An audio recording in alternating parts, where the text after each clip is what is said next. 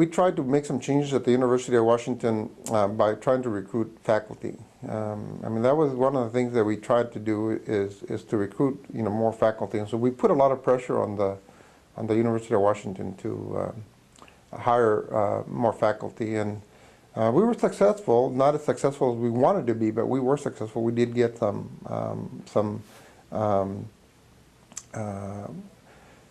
faculty appointed to the different departments, mostly to the art and sciences departments.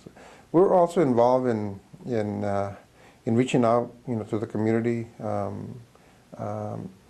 In the early 70s, when United Farm Workers became active in the state of Washington, you know, we were involved in the boycotts. You know, we would go down and boycott Safeway and boycott grapes and all that, boycott lettuce. And so we were pretty active every Saturday, you know, sometimes during the week, you know, we would go out there and boycott Safeway in order to put some pressure on Safeway to work with United Farm Workers up in California so that they can get, you know, a contract for better wages.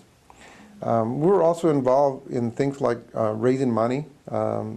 I remember one thing that we did, one of our groups there at the University of Washington, we had a small group called the Brown Berets.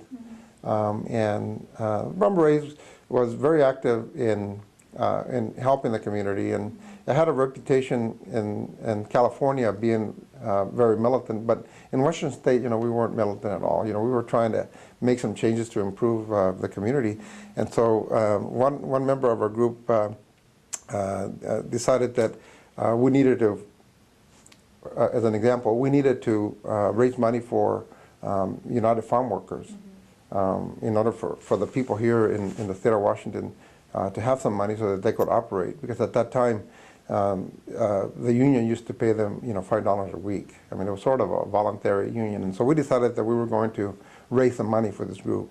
And so one of us came up with a bright idea of taxing the faculty and the staff at the University of Washington.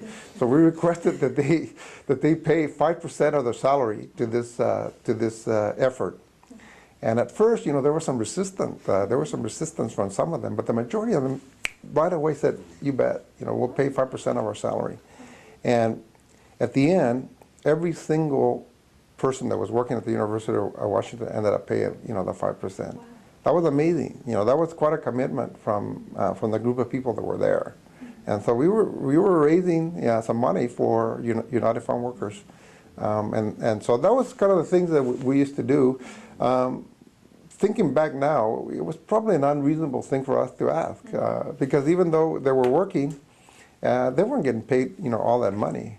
But from our point of view, they were making a lot more money than most farm workers were. And we were saying that we represented the community and we were there to help the community. And so we figured, you know, 5% is a reasonable amount. And so we were very surprised that everyone ended up paying the 5%.